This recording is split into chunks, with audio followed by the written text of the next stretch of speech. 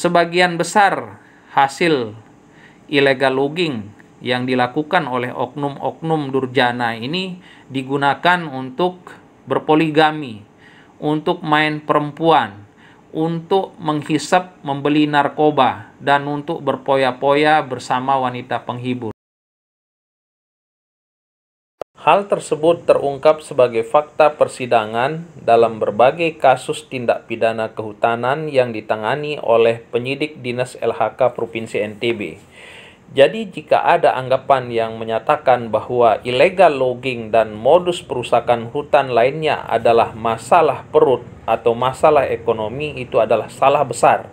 Justru masalah tersebut adalah masalah pemenuhan urusan yang di bawah. Di Al-Quran itu di dalam surat An-Nisa Allah berfirman, wa idza hakamtum bainan nas an tahkumu bil adl. Kalau engkau bertahkim, menegakkan hukum atau memerintah di antara sesama manusia, hendaknya kamu menegakkan hukum dengan adil. Itu artinya apa? Ada orang menegakkan hukum tidak dengan adil. Kalau hukum diperlakukan begitu, orang kuat melakukan kejahatan tidak dihukum, orang lemah berbuat salah langsung dihukum, negara akan hancur pada saatnya. Hai kau yang punya kekuasaan, kenapa tak kau pakai kekuasaanmu untuk mengejar Harun Masiku? Dulu zaman nenek-nenek kita yang hilang tuh jarum. Ada nampak kau jarum jahit tadi, mak nak menjahit. Sekarang bisa pula Harun Masiku hilang. Saudara sekalian, selain menangkap dan mengadili para pelaku penebang atau eksekutor yang melakukan penebangan kayu-kayu yang ada di dalam kawasan hutan yang kita kenal dengan eksekutor lapangan, kemudian menangkap dan mengadili para penampung, para pengedar, penyandang dana maupun aktor intelektualnya, penegakan hukum tindak pidana kehutanan juga menyita barang-barang yang menjadi alat bukti hasil kejahatannya yang dapat berupa kayu. Kayu dalam hal ini ada kayu dari berbagai jenis, baik itu kayu berbentuk bulat maupun kayu olahan dari berbagai jenis dan ukuran. Kemudian disita juga alat tebang yang biasa digunakan, apakah itu yang manual seperti kampak, parang, dan lain sebagainya, serta yang paling sering dijumpai di lapangan adalah gergaji rantai atau chainsaw. Ada juga gergaji besar biasa, ya, supaya mereka tidak terdengar, karena kalau menggunakan chainsaw mereka biasanya terdengar meraung-raung. Ya, oleh karena itu penyidik pegawai negeri sipil dalam hal ini yang diberikan kewenangan untuk menindak para pelaku illegal logging tersebut melakukan peran-peran penegakan hukum untuk mengisi kekosongan-kekosongan yang ada.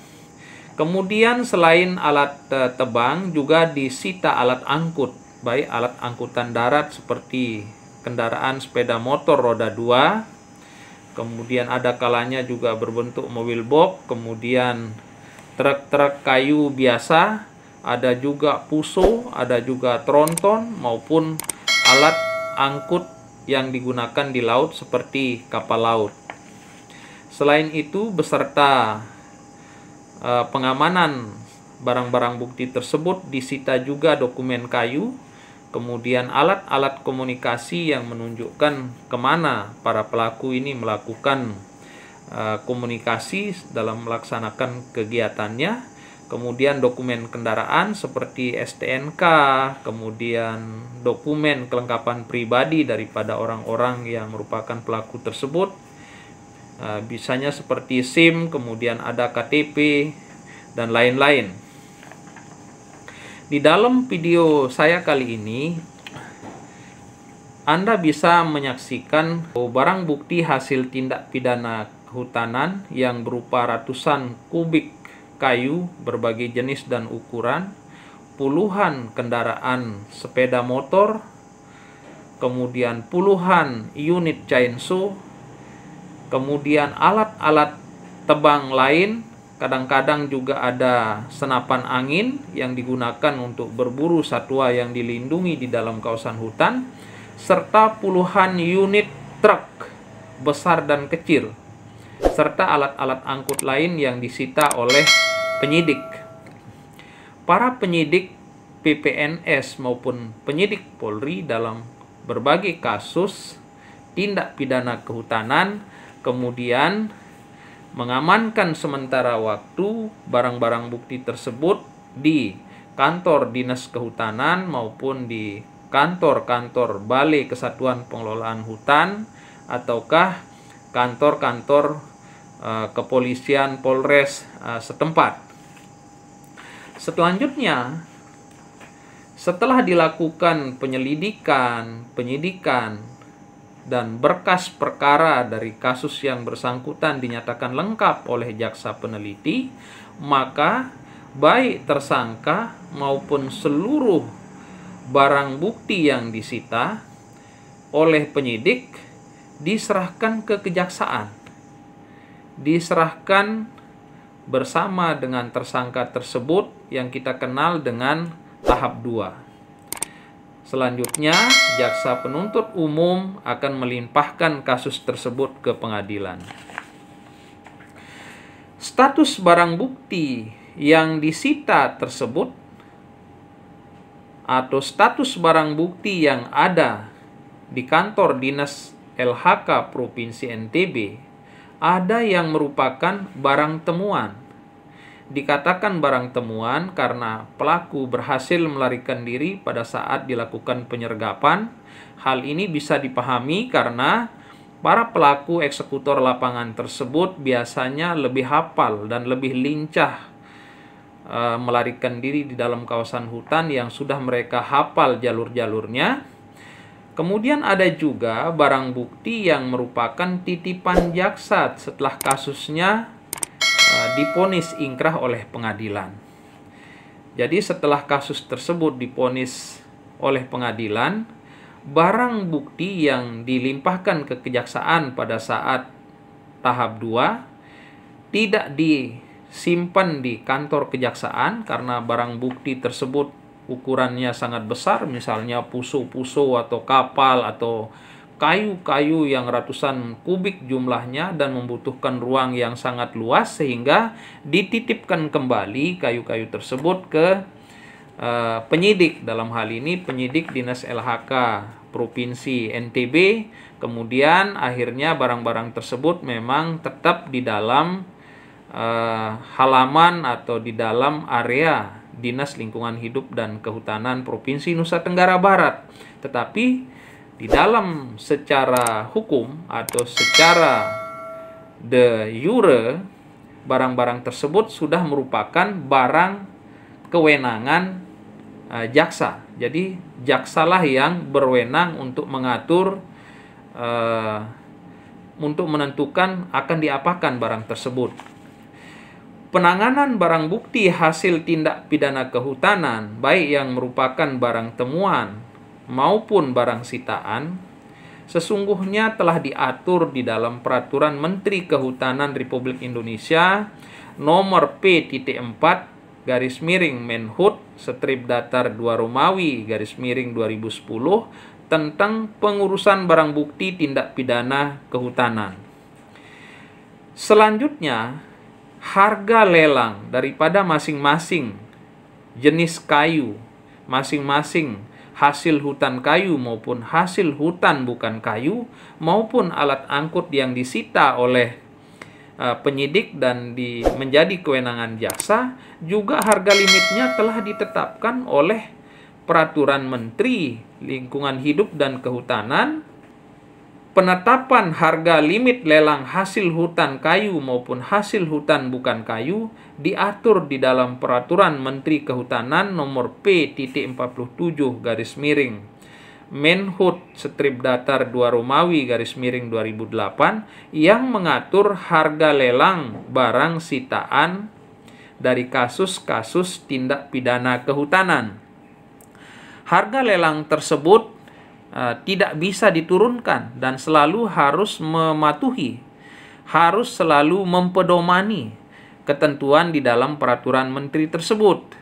Dalam suatu kesempatan saya berdiskusi dengan Direktorat Jenderal Penegakan Hukum Kementerian Lingkungan Hidup dan Kehutanan di Jakarta, bagaimana jika harga lelang daripada barang-barang sitaan tersebut diturunkan sedikit supaya mudah laku. Karena dalam hal ini misalnya kayu jati. Kayu jati itu harga penetapan lelang dari Kementerian Kehutanan itu adalah 7 juta per meter kubik. Sementara harga di pasaran, harga kayu jati per kubiknya itu kurang lebih antara 4 sampai dengan 5 juta. Nah, sehingga kemudian itu menjadi kesulitan jika harus tetap mengikuti peraturan Menteri Kehutanan terkait dengan penetapan harga lelang tersebut.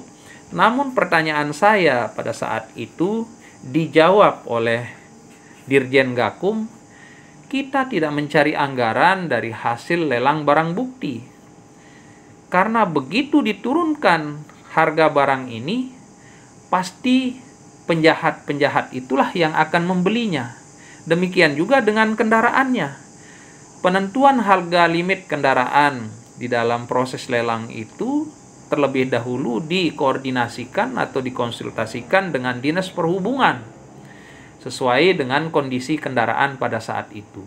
Namun tidak bisa juga kemudian dilakukan penurunan harga semau-maunya atau sesuka-sukanya, karena dikhawatirkan seperti apa yang disampaikan tadi, bahwa jika harga daripada barang tersebut diturunkan, sudah barang tentu para penjahat itulah yang akan memenangkan lelang, karena mereka berkepentingan dengan kendaraan yang disita. Oleh karena itulah maka kayu jika telah dilakukan proses lelang pertama, kemudian pengumuman lelang kedua, pengumuman lelang ketiga, tetapi tidak juga ada peminat yang ingin membelinya, maka kemudian melalui penetapan atau keputusan pengadilan, barang-barang bukti tersebut, terutama kayu dalam hal ini, bisa diperuntukkan untuk keperluan yang lain.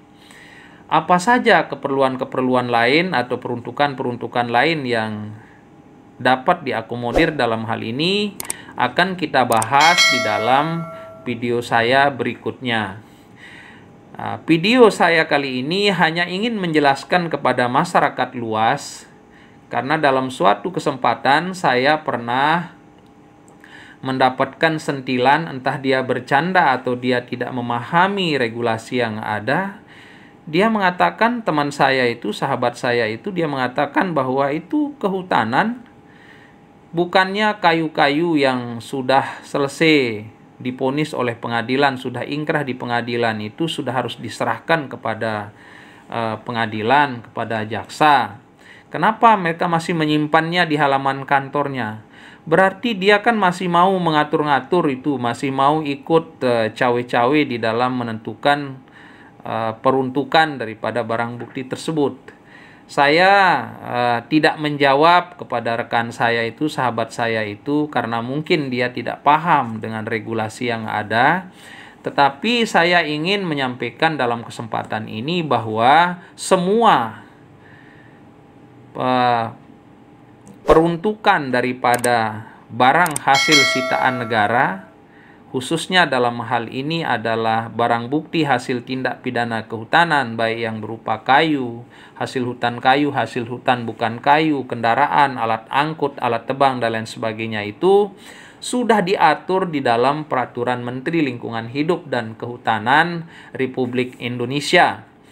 Bahwa kemudian barang bukti berupa kendaraan maupun kayu tersebut masih berada di halaman kantor Dinas Kehutanan, itu karena jaksa pada saat pelimpahan mereka tidak atau mereka mengembalikan barang bukti tersebut kepada penyidik untuk dititipkan, dan itu bisa dimaklumi karena memang barang-barang tersebut memiliki ukuran yang sangat besar, Dalam hal ini misalnya truk-truk puso yang sangat besar, kejaksaan tidak memiliki tempat yang cukup untuk menyimpan barang bukti tersebut. Demikian juga kayu-kayu yang volumenya sangat besar, ratusan bahkan ribuan kubik, itu kejaksaan tidak memiliki tempat untuk menyimpannya.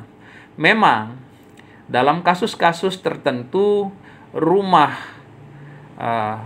penitipan barang sitaan negara atau rubasan bisa dititipi, tetapi itu pun jangka waktunya tertentu karena mereka juga menampung barang-barang titipan dari kasus-kasus lain, sehingga pernah terjadi bahwa kasus kayu yang dititip di rupasan Mataram kemudian diminta untuk dikeluarkan, sehingga saat ini barang-barang tersebut itu disimpan di tempat penitipan barang bukti tindak pidana kehutanan yang dikelola oleh Dinas Lingkungan Hidup dan Kehutanan Provinsi dalam pengawasan Dinas Lingkungan Hidup dan Kehutanan Provinsi yang ada di Desa Lingsar, Kabupaten Lombok Barat.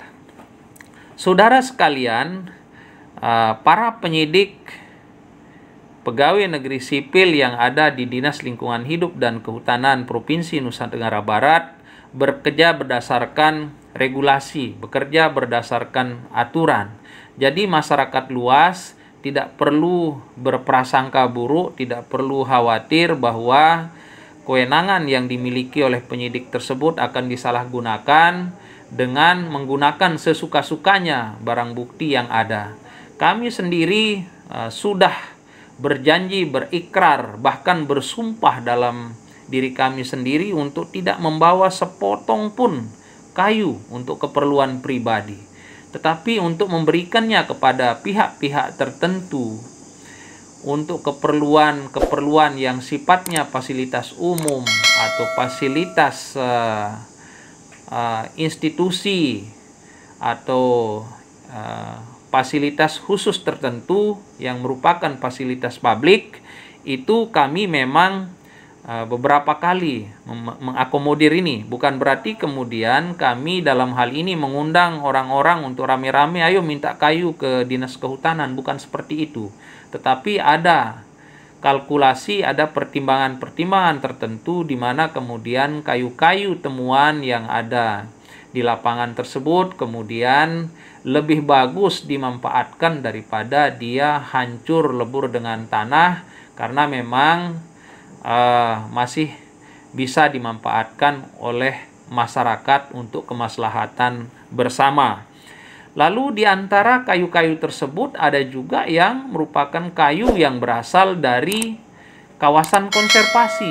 Di dalam peraturan Menteri Lingkungan Hidup dan Kehutanan, kayu-kayu yang diperoleh dari kawasan konservasi itu memang tidak boleh dikeluarkan, tidak boleh dilelang, tidak boleh dimanfaatkan oleh pihak tertentu, tetapi hukumnya sesungguhnya kayu tersebut harus dikembalikan ke tanah biar lebur dia bersama tanah, bersama dengan waktu di dalam kawasan konservasi tersebut untuk memberikan kehidupan kepada makhluk lain, memberikan kehidupan kepada tegakan hutan yang ada di dalam kawasan konservasi tersebut.